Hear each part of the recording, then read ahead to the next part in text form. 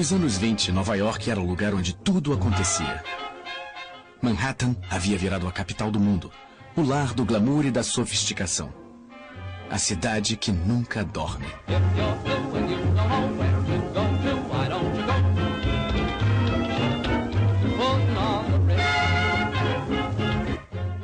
Lá, jovens dançavam jazz e pessoas se tornavam milionárias da noite para o dia.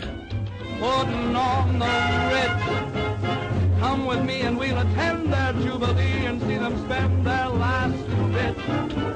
Putting on the Ritz. Foi a festa mais duradoura dos tempos modernos. Putting on the Ritz. Sem aviso, a bolha estourou. A festa acabou.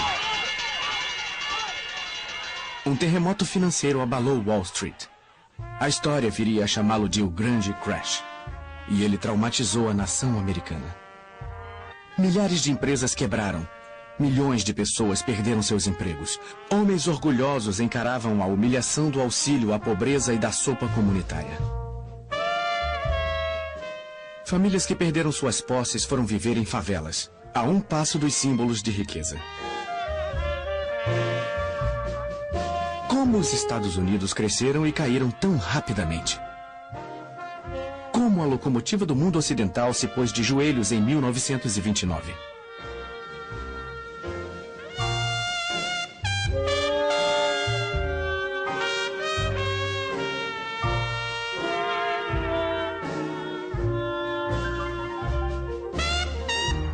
Relembrando 1929, o ano da quebra da Bolsa de Nova York.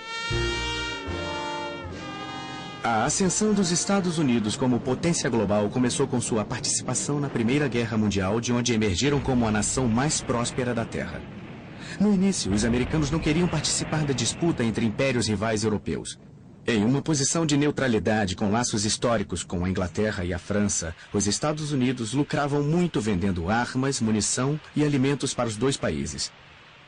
E não eram só os comerciantes de armas que ficavam ricos. Os funcionários das fábricas ganhavam bônus generosos. Além disso, o governo americano precisava de uma vitória dos aliados para proteger os 3 bilhões de dólares que financiavam a guerra. Para o presidente Woodrow Wilson, um democrata que se opunha à guerra, a questão da neutralidade era um dilema. Sua preocupação principal era fazer o que fosse mais honroso. Sua simpatia natural era pelos aliados, mas ele só entraria na guerra se encontrasse argumentos morais para isso. Quando o presidente americano descobriu que a Alemanha planejava em segredo oferecer grandes áreas dos Estados Unidos ao México, caso fosse vitoriosa, ele resolveu agir. Os Estados Unidos entrariam naquela que ele chamou de guerra para acabar com todas as guerras.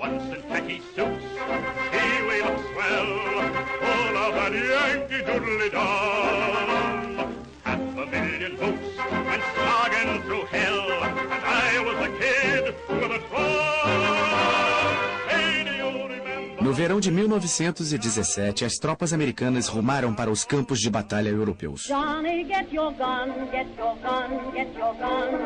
Take it on the run, on the run, on the run. Nos campos de batalha franceses, onde o combate era mais intenso, chegou-se a um impasse, com baixas apavorantes. Milhões haviam morrido dos dois lados.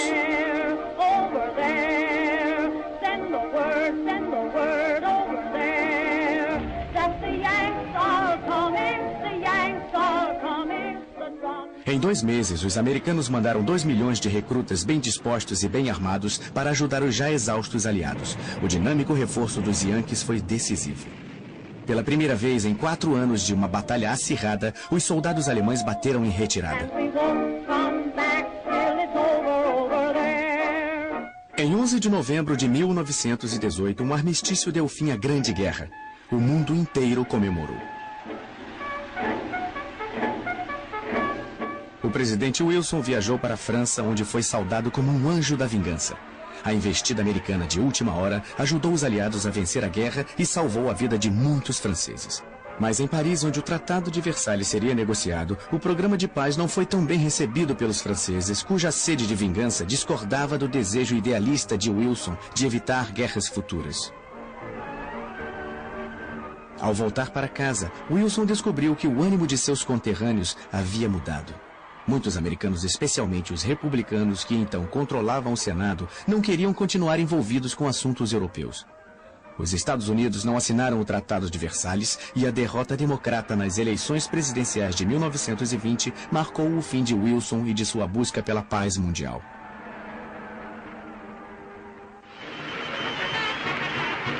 A nova década que prometia tanto começou com uma nobre experiência: a Lei Seca.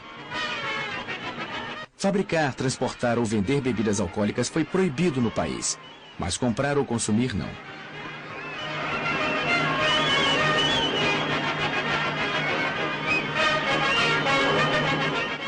Por todo o território americano, milhares de litros de bebida alcoólica foram jogados fora. Pela primeira vez na história, uma nação ocidental votou a favor da Lei Seca, uma lei que se mostrou impossível de ser aplicada.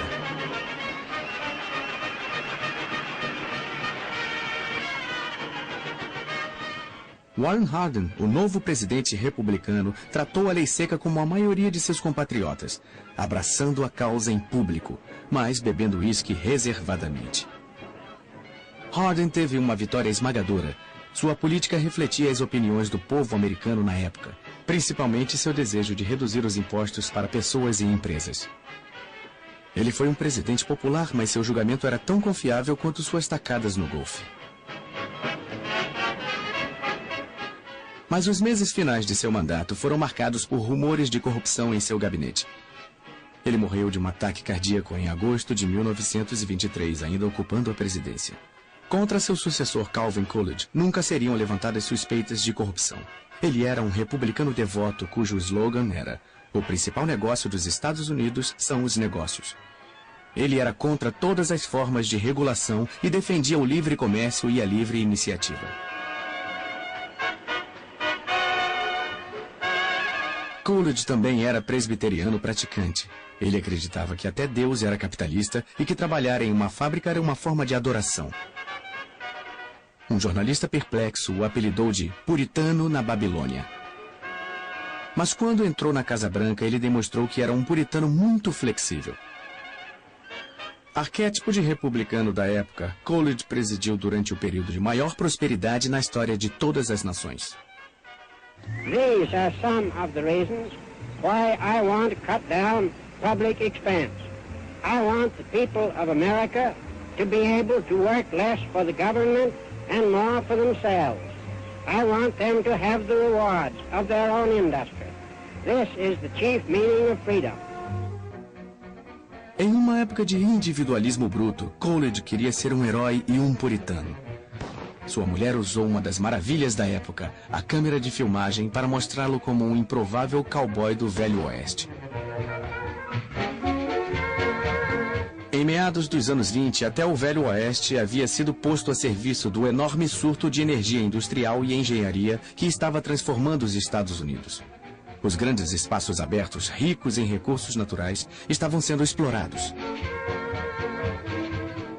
As cidades se tornaram movimentados centros comerciais. Navios cheios de imigrantes traziam mão de obra barata para o país que agora era o mais rico do mundo.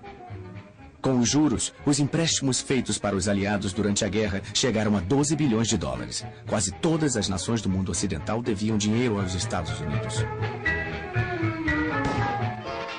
Os Estados Unidos haviam se tornado uma enorme potência industrial e o maior de todos os empresários era o engenheiro Henry Ford, que desenvolvia motores desde a década de 1890. Ele previa que um dia todas as famílias teriam um automóvel.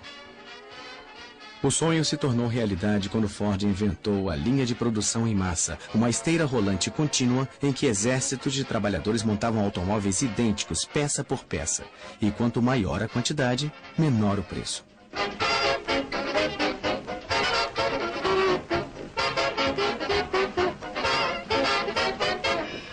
Quando Ford apresentou o sistema pela primeira vez em 1913, um único carro levava 12 horas e meia para ser montado. Ao final dos anos 20, uma unidade do Ford modelo T saía da fábrica a cada 24 segundos.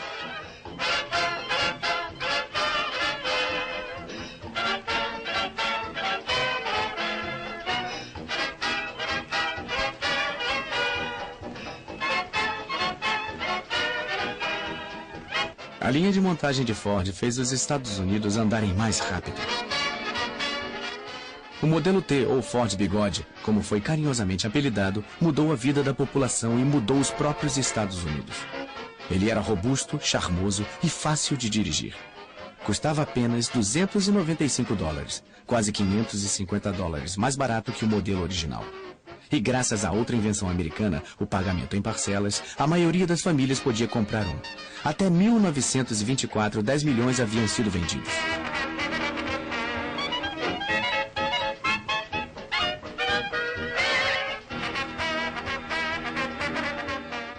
A indústria automobilística estava causando um enorme impacto na economia americana. Ela inspirou o mais veloz surto de construção de estradas da história. Em uma década, estradas de terra foram substituídas por rodovias de asfalto, cruzando todos os Estados Unidos.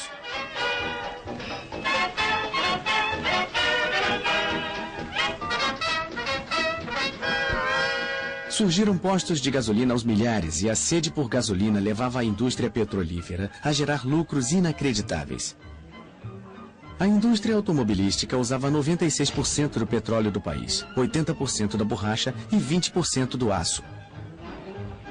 Em 1928, havia 9 automóveis para cada 10 famílias. A produção em massa acelerou a fabricação e cortou os custos.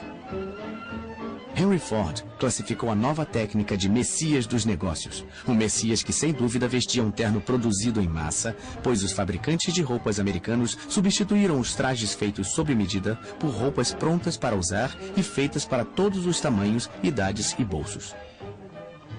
Os salários de toda a classe trabalhadora aumentavam.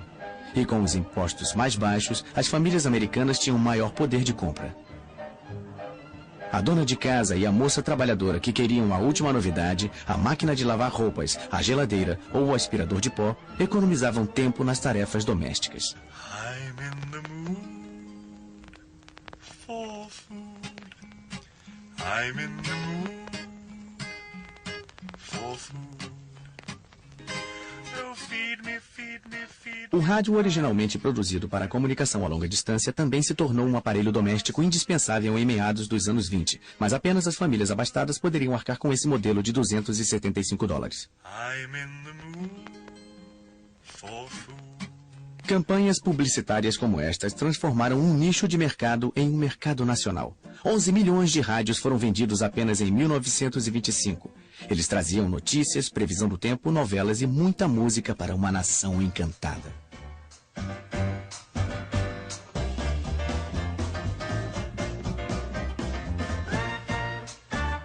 Como o rádio, o gramofone trouxe uma nova possibilidade a milhões de pessoas, levando música portátil e instantânea para uma nova geração de mulheres jovens, liberais e por dentro da moda. Elas formavam a geração que se auto-intitulava melindrosa.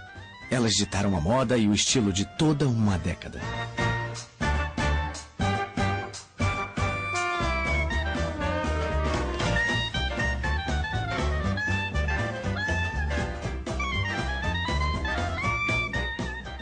O recém-surgido ramo da propaganda as adorava.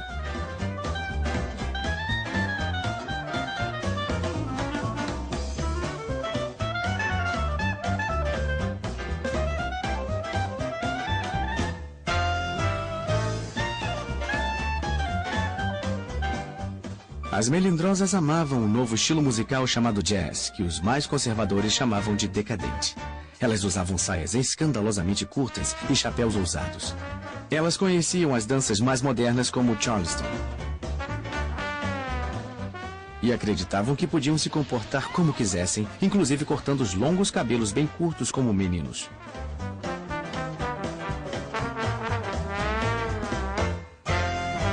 Festas animadas que duravam noites inteiras eram seu habitat natural.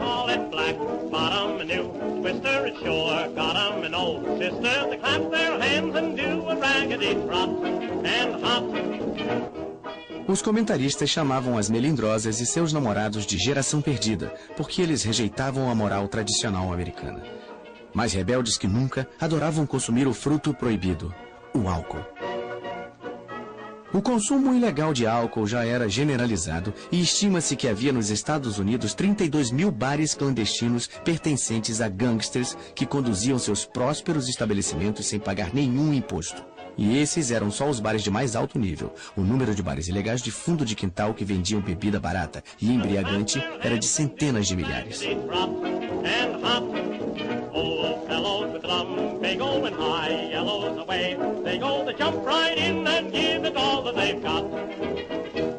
O homem que mais lucrava com a sede do país. Aí está ele vendo seu cavalo correr. Era Al Capone, o maior gangster de Chicago. Ele abastecia seus bares clandestinos com um enorme estoque de bebidas ilegais, a maior parte vindo de Cuba e do Canadá. A guarda costeira de vez em quando apreendia navios com cargas ilegais, mas emboscadas filmadas como esta raramente passavam de propaganda do governo.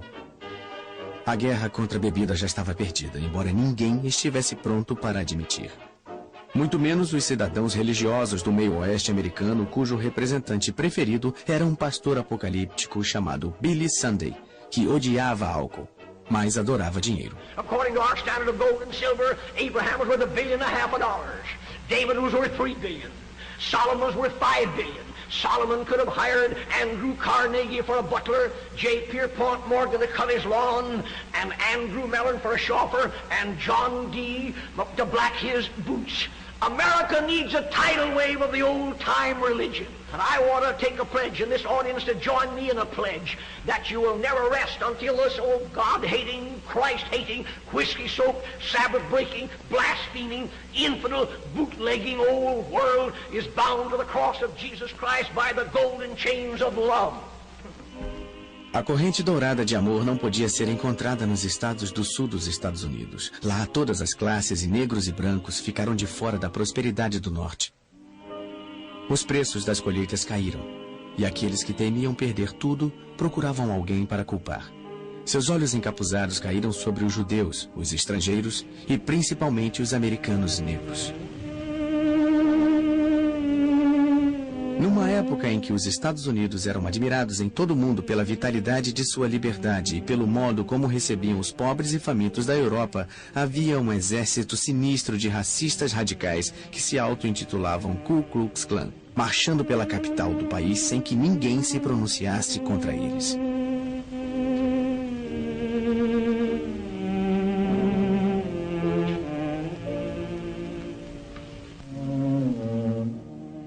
Na época desta marcha, a Ku Klux Klan tinha 5 milhões de membros. Para evitar os linchamentos, muitos negros partiam para o norte. Muitos criaram um novo lar no subúrbio de Nova York chamado Harlem. Have you seen the well-to-do upon Lenox Avenue, on that famous thoroughfare, with their noses in the air, high hats and colored collars, white spats and $15, spending every dime for a wonderful time. If you're blue and you don't know where to go to, why don't you go where Harlem flits, putting on the Ritz. A era do jazz, que havia começado em Nova Orleans, lançou novas e sofisticadas raízes no elegante gueto afro-americano. If you're blue and you don't know where to go to, why don't you go where Harlem flits, putting on the Ritz. Well, that's where each and every Lulu Belle goes, every Thursday evening with her swell bows, rubbing elbows. Come with me and we'll attend their jubilee and see them spend their last 2 bits, putting on the Ritz. A música mais empolgante da época chegava à casa dos americanos através de um novo meio de comunicação, o rádio, e seu ritmo ecoava alegremente pelo mundo.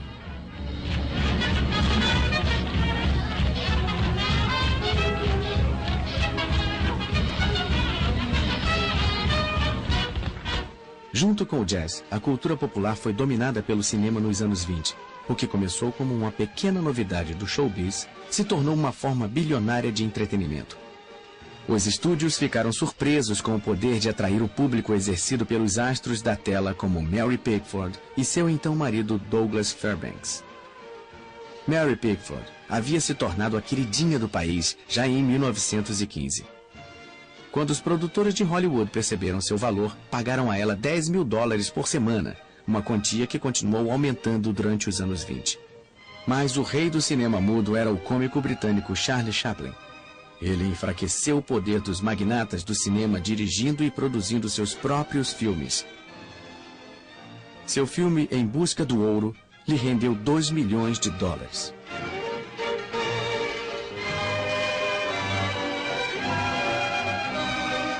Rodolfo Valentino, o amante latino, conquistou os corações femininos como o Shake.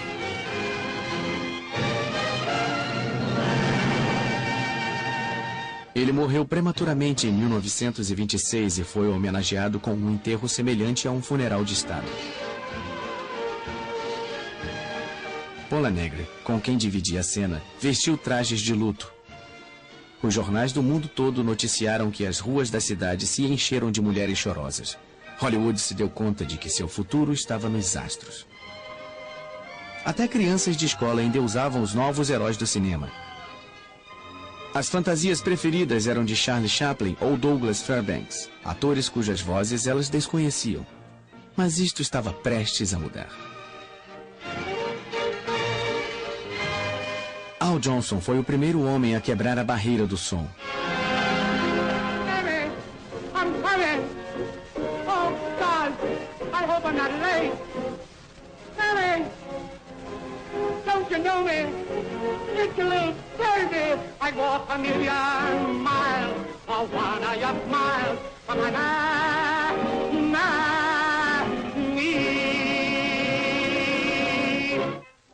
O cinema falado foi lançado pelo maior astro de teatro vaudeville num filme chamado O Cantor de Jazz, cujo sucesso não durou apenas uma noite, como muitos haviam previsto. Um ano depois, 9 mil cinemas exibiam filmes falados.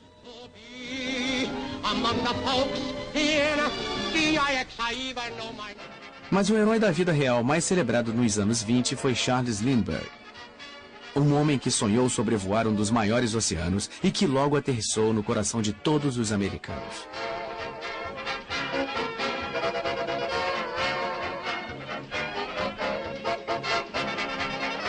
Ele decolou em Nova York na primavera de 1927 em um frágil monoplano chamado Spirit of St. Louis, na intenção de ser o primeiro aviador a sobrevoar sem escalas o Oceano Atlântico e receber um prêmio de $25 mil.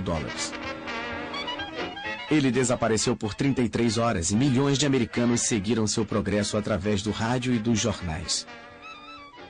Quando alcançou a costa da Irlanda, ele foi avistado por fazendeiros e uma mensagem de rádio avisou ao mundo que Lindbergh ainda estava no ar. Lindbergh pousou em Paris em uma pista marcada por luzes que o deslumbraram. Sua fama súbita parecia simbolizar o espírito de uma era e seu galante exemplo abria as portas do mundo da aviação para incríveis maravilhas modernas.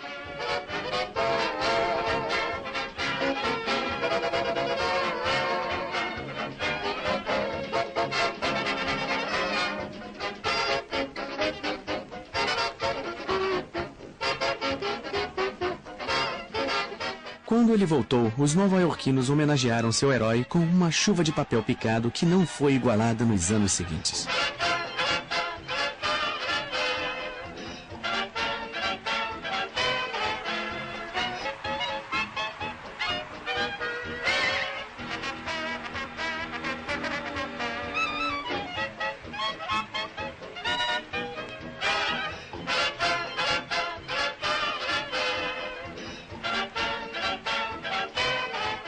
Ruth Elder, uma aviadora com aparência de estrela do cinema, sonhava repetir o feito de Lindbergh.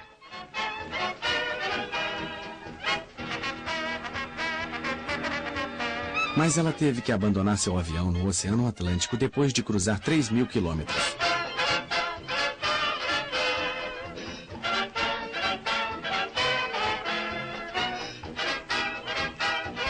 Pilotos mulheres, as aviadoras, como eram chamadas, conquistaram seu espaço em um universo masculino e desafiavam os homens até as últimas consequências.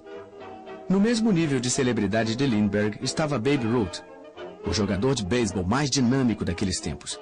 Ele era um sujeito grandão com pernas finas que melhorava a cada ano.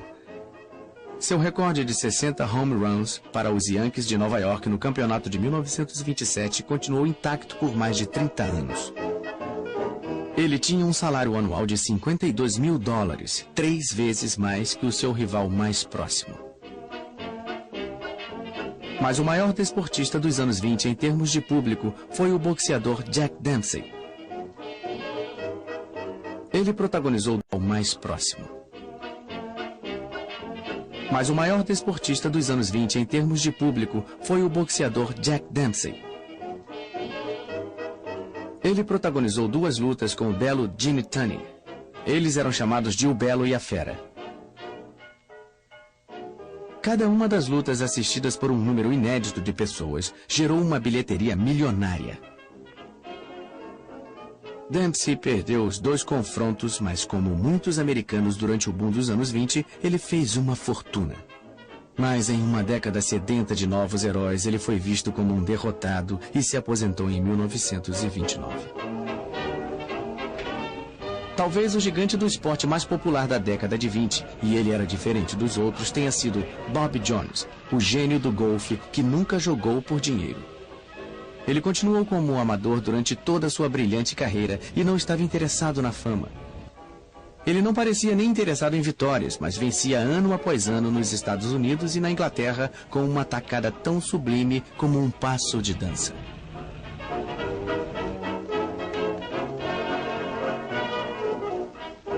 Ele foi o primeiro golfista a ganhar o Grand Slam, vencendo os 4 maiores torneios de golfe no mesmo ano, mas sempre será lembrado como um cavalheiro genuíno.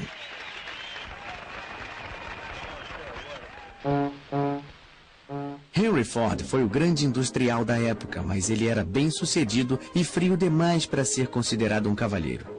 Ele conheceu o aumento da concorrência com a General Motors e a Chrysler, e embora tivesse vendido 15 milhões de modelos T, as vendas estavam caindo em 1927. E o carro agora parecia antiquado. Só havia modelos pretos, mas logo as ruas foram invadidas por um novo automóvel. Henry Ford abalou a concorrência com uma versão repaginada do amado Ford Bigode, chamado Modelo A. Para isso, ele agiu como um tirano, pois dispensou 60 mil empregados por 60 dias sem salário, enquanto construía uma nova fábrica. Lay off, people. Lay off, folks. None of your sarcastic jokes, cause Henry's made a lady out of Lizzie. Have you seen her? Ain't she great? She's something you'll appreciate. I'm sure you understand just what I mean. Why, everybody, everywhere is falling for her now. I'm talking about the new Ford, and boy, she is a wow. Lay off, people. Lay off, folks. None of your sarcastic jokes, cause Henry's made a lady out of Lizzie. She once had rattles in her wheel, but now she's full of sex appeal, cause Henry's made a lady out of Lizzie. O modelo A também virou um sucesso de vendas. O crédito fácil ajudou os motoristas a substituírem os Fords Bigode pelo novo modelo. Na época, quase todos os carros já eram vendidos a crédito e quase todo mundo estava endividado. Bancos e agências emprestavam dinheiro rapidamente sem fazer muitas perguntas. Nos anos 20, a única coisa que os americanos gostavam mais do que os carros era da emocionante especulação no mercado de ações. No período de 1927 a 1929, muitos americanos ficaram obcecados com Wall Street, contagiados pela febre dos investimentos, já que o valor das ações continuava subindo. O crédito instantâneo fazia com que auxiliares de escritório, secretários, donas de casa, mineradores e mensageiros pudessem investir em ações pela primeira vez. Qualquer um podia comprar na margem, a crédito, com empréstimos de seu corretor. Em 1927, no auge do comércio de ações, 577 milhões de títulos foram negociados. Em 1928, Calvin Coolidge decidiu não concorrer a um segundo mandato como presidente. Suas realizações foram poucas, mas ele continuava popular porque durante seu governo, o nível de vida da maioria dos americanos nunca havia sido tão bom. Aos olhos do povo, ele era um ótimo presidente. Mas enquanto a economia continuava em ascensão, uma perturbadora corrente se escondia por baixo da prosperidade. O crédito instantâneo e o fato de o governo se recusar a regular a bolsa de valores, que estava fora de controle, anunciavam um desastre iminente. E muitos países europeus enfrentavam dificuldades para pagar suas dívidas de guerra com os Estados Unidos. A ascensão republicana continuou sob o comando de Herbert Hoover, que tinha sido secretário do Comércio desde 1920 e que muitos chamavam de arquiteto da prosperidade. Ele queria realizar um mandato ainda mais cheio de prosperidade e progresso. Durante a campanha presidencial de 1928, Herbert Hoover previu que os abrigos para pobres estavam quase em extinção e disse que os Estados Unidos estavam mais próximos de acabar com a pobreza do que jamais havia estado qualquer nação na história. Hoover representava o sonho americano. Aos 40 anos, ele havia se tornado multimilionário. Ou seja, ele sabia lidar com dinheiro. Mas seu próprio sucesso o levou a acreditar que todo homem deveria ser responsável pelo seu próprio bem-estar. O governo, disse ele, não deve interferir na vida das pessoas. Quando Hoover assumiu o poder na Casa Branca, ele prometeu extinguir a cultura dos bares clandestinos que os gangsters haviam criado em todos os Estados Unidos. Ele queria exterminar os grandes chefes de quadrilha como Al Capone, que havia acumulado uma fortuna de $30 milhões em 1927. Capone virou uma espécie de celebridade e até as torcidas dos jogos de beisebol o reverenciavam. Mas a violência aumentou. No Dia dos Namorados de 1929, Capone mandou seus pistoleiros para uma garagem de Chicago. 7 membros de uma gangue rival foram executados. Esta filmagem é uma reconstituição do massacre, mas as fotos contam por si só essa terrível história. Os assassinatos a sangue frio comprometeram o status de celebridade de Al Capone. Em 1931, Capone foi julgado por sonegação, por não pagar impostos sobre os lucros de suas atividades ilegais. Ele foi condenado e passou anos na prisão de Alcatraz.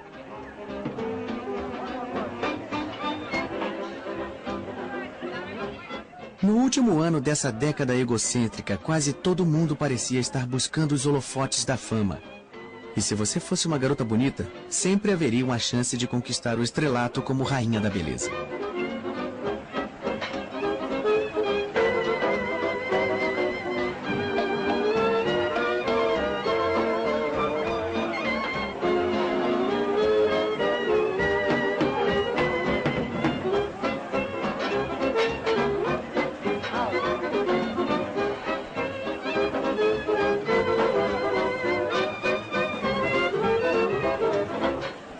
Era uma época em que feitos banais andavam lado a lado de feitos extraordinários, como os altíssimos arranha-céus de Manhattan. A mais de 300 metros acima das avenidas de Nova York, operários destemidos construíam os últimos andares de uma das maravilhas do design da época, o edifício Chrysler, que foi durante um período o edifício mais alto do mundo. Ele foi construído por homens de profissão arriscada e o momento era perfeito para que se tornasse um símbolo dos loucos anos 20.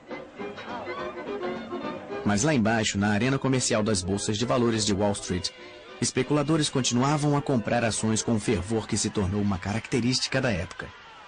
Parecia haver uma certeza cega de que nada daria errado. Mas numa quinta-feira, no dia 24 de outubro de 1929, sem aviso prévio, a bolha estourou. Todos tentaram vender as ações que tinham. O pânico se alastrou e os preços caíram muito enquanto mais e mais investidores tentavam vender seus títulos. No fim daquele dia, o mercado de ações havia perdido $4 bilhões. E no fim de semana, a situação piorou. O povo andava desnorteado pelas ruas tentando entender as notícias. Muitos corretores que venderam suas ações na margem haviam feito empréstimos nos bancos. Os bancos começaram a exigir o pagamento dos empréstimos. Para pagar os bancos, os corretores cobraram as dívidas de seus clientes. E a única forma de os clientes conseguirem pagar aos corretores era vendendo suas ações a qualquer preço. Corretores e investidores tomados pelo pânico venderam mais de 16 milhões de ações em um dia, que ficou conhecido como a Terça-feira Negra. A queda das ações gerou um prejuízo de $14 bilhões. Houve raiva pelo modo como os negociantes jogavam com o dinheiro que não era deles. Trabalhadores comuns viram seus investimentos virarem pó. Nem os ricos e famosos foram poupados. Jack Dempsey, o campeão peso pesado aposentado, perdeu grande parte do que lutou para conseguir, $3 milhões. Como consequência imediata da quebra da bolsa, aqueles que tinham economias depositadas em bancos correram para sacar seu dinheiro com medo de que ele se perdesse. Diante da corrida pelo dinheiro em espécie, incapazes de recuperar os empréstimos de especuladores falidos, os bancos foram forçados a fechar as portas e declarar falência. Muitos perderam as reservas de toda uma vida e não tinham outra fonte de recursos para enfrentar a crise. Sem conseguir os empréstimos bancários necessários para fugir da tormenta, as empresas foram forçadas a fechar e milhares de trabalhadores ficaram desempregados. Pais que perderam suas casas tinham um semblante torturado de homens que sentiam ter fracassado com suas famílias. They used to tell me I was building a dream with peace and glory ahead. Why should I be standing in line, just waiting for bread? Once I built a tower up to the sun, brick and rivet and lime. Once I built a tower, now it's done. Brother, can you spare a dime? As reverberações do crash da bolsa se fizeram sentir em toda a economia mundial. Os bancos americanos que emprestaram dinheiro para a Europa para ajudar no processo do pós-guerra cobraram as dívidas numa tentativa de se manterem funcionando. A cobrança gerou uma crise financeira no exterior e os bancos americanos não conseguiram juntar o dinheiro necessário para sua própria recuperação. Como a miséria só aumentava, o presidente Hoover conclamou o homem mais rico dos Estados Unidos, John Rockefeller, o magnata do petróleo, na esperança de que suas palavras levantassem a autoconfiança abalada do país. These are days when many are discouraged. In the 93 years of my life, depressions have come and gone. Prosperity has always returned and will again. Hoover teimosamente insistiu que a maré ruim era temporária. Ele declarou em uma reunião oficial de negócios: os senhores chegaram 60 dias atrasados, a depressão terminou. A confiança do público no presidente diminuía. Ele então convocou um importante economista, o professor Babette, para aparecer com ele em um cinejornal. Mas não foi muito convincente. The country is very fortunate in having at the head of the nation at this time a mastermind such as President Herbert Hoover. Como a depressão se agravava, muitos cidadãos passaram a odiar Herbert Hoover.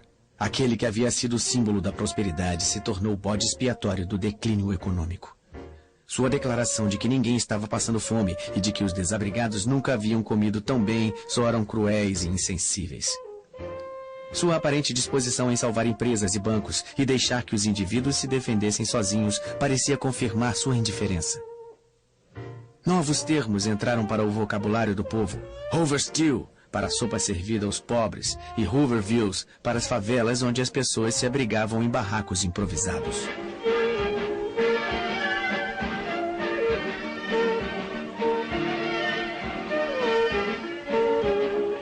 Jovens casais desesperados disputavam cansativas maratonas de dança em que o par que resistisse até o fim levava para casa um prêmio em dinheiro. Embora todos os dançarinos sonâmbulos estivessem ali por uma única razão: seu cansaço seria recompensado com uma refeição grátis. O país mais rico da face da terra não conseguia alimentar todos os seus cidadãos.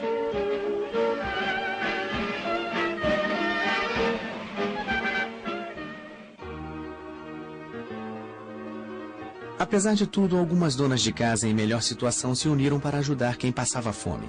Elas compravam uma certa quantidade de mantimentos e doavam para as famílias necessitadas uma porção que era distribuída por equipes de voluntários. Share a Meal, como era chamado o movimento, era um sistema arbitrário que não tinha o apoio do governo. O presidente achava que não precisava de ajuda e estava certo de que a recuperação ocorreria em breve. Para dizer isso, ele convocou o economista Roger Babson. Everything indicates that general business has turned the corner. I go further and say that 1931 should offer the greatest opportunities of any year for a generation. A previsão estava terrivelmente enganada. O clima era um mau sinal de que tempos piores estavam por vir.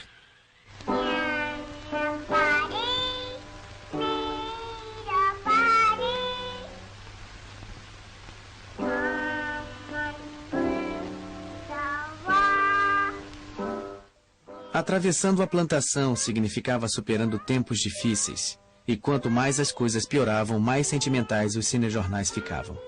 Era uma tentativa planejada de levantar os ânimos, e funcionou muito bem. A linda menininha seria seguida por belas coristas escalando as plataformas de petróleo que enriqueceram os Estados Unidos. A cultura popular teve um papel importante ao ajudar os Estados Unidos a superarem o trauma da depressão.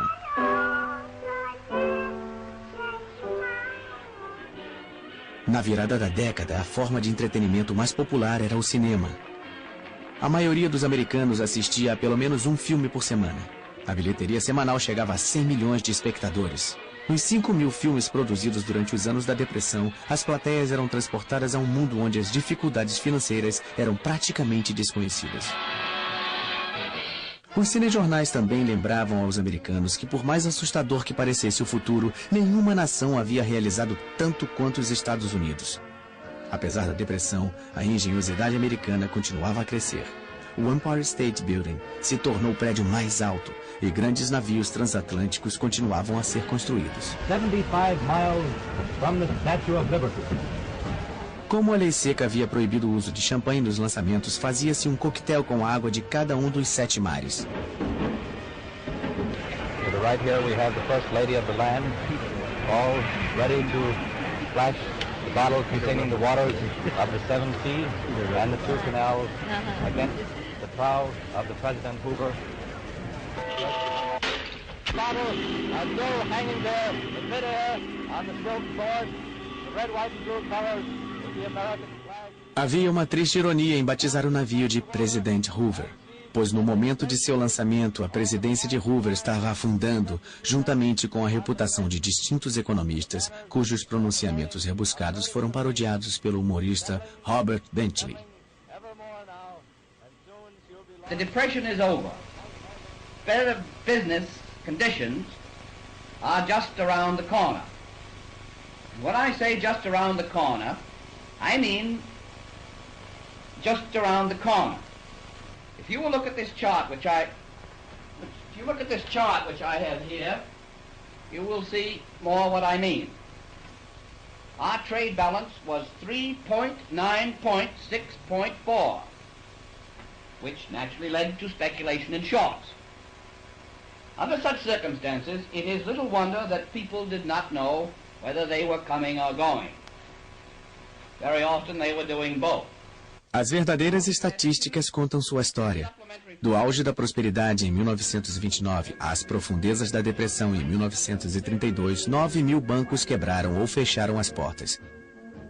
100.000 empresas faliram. O produto interno bruto foi reduzido de 80 bilhões de dólares em 1929 à metade, 40 bilhões em 1932. O desemprego aumentou de 3,2% para 25%. Pelo menos 1 em cada 4 trabalhadores não tinha emprego. A violência cresceu nas cidades americanas. Grupos de cidadãos desempregados atacaram autoridades locais por falta de assistência do governo. A população fez manifestações contra o pagamento de aluguéis e passeatas contra a fome, mas foram os veteranos de guerra que protagonizaram o protesto mais violento da época. No verão de 1932, o Exército da Bonificação, um grupo desorganizado, formado por 15.000 desempregados veteranos da Primeira Guerra Mundial, foi para Washington reivindicar que suas bonificações, que seriam pagas em 1945, segundo o acordo original, fossem pagas imediatamente. Nós fomos heróis em 1917, mas agora somos vagabundos, disse amargamente um veterano. Quando a passeata voltou para o acampamento, o presidente Hoover convocou as tropas de choque lideradas pelo general Douglas MacArthur e pelo major Dwight Eisenhower para evacuar a área. O conflito que se iniciou deixou centenas de manifestantes feridos. As imagens dos cinejornais registraram um espetáculo perturbador do exército dos Estados Unidos disparando contra cidadãos americanos. Os veteranos voltaram mais tarde tomando as escadas do Capitólio enquanto cantavam "Vamos mostrar a eles que somos americanos". A popularidade de Hoover despencou ainda mais.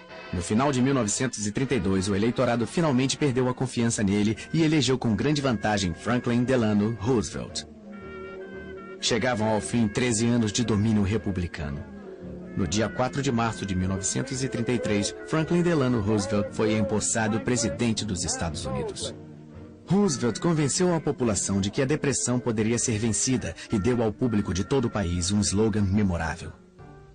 Let me assert my firm belief that the only thing we have to fear is fear itself. There must be a strict supervision of all banking and credits and investments. There must be an end to speculation with other people's money. O primeiro ato do novo presidente foi tomar as rédeas do sistema bancário, que estava fora de controle. Ele fechou todos os bancos do país por 4 dias para que fosse realizada a análise de suas contas. Só puderam retornar suas atividades os bancos que tinham gerenciado corretamente suas contas e dispunham de suficiente dinheiro em espécie. No dia 12 de março, em sua primeira conversa ao pé da lareira, Roosevelt falou diretamente ao povo americano e lhe assegurou de que os bancos estavam seguros e não havia mais motivo para os cidadãos sacarem suas economias. Quando os bancos reabriram na semana seguinte, foi depositado mais dinheiro do que havia sido sacado anteriormente. A crise bancária havia terminado.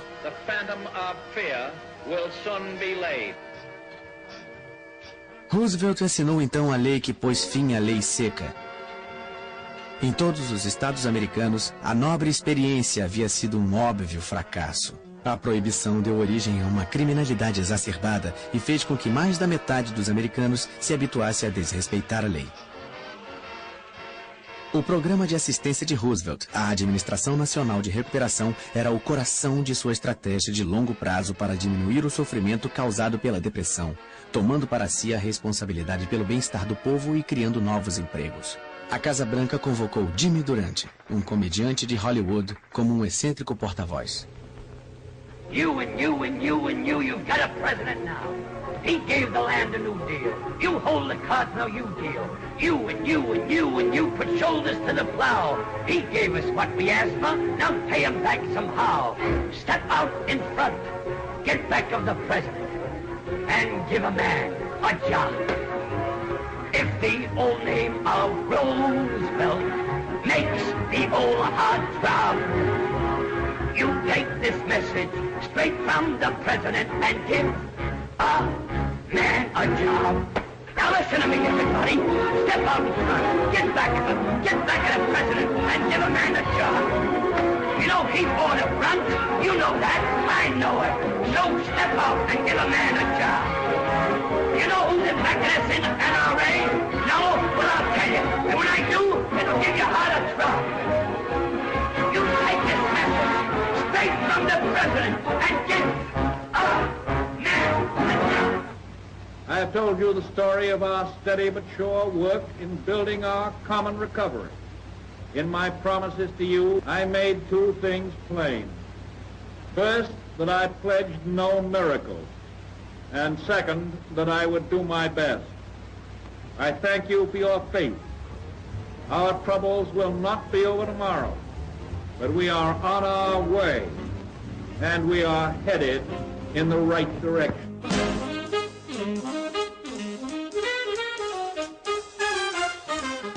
Franklin Roosevelt não encontrou uma solução imediata para a Grande Depressão, mas com a força de sua personalidade, ele trouxe esperança e estabilidade para os angustiados Estados Unidos.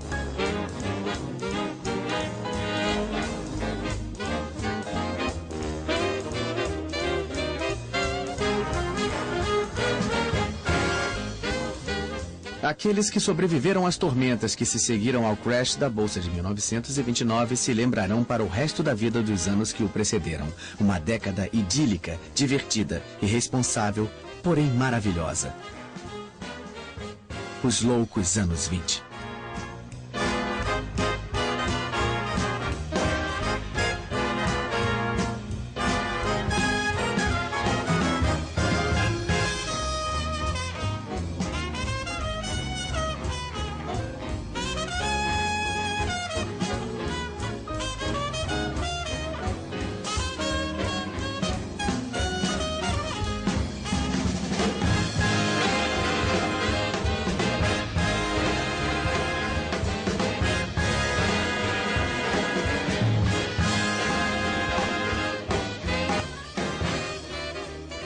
Versão brasileira, Bravo Studios. Distribuição, Sinapse.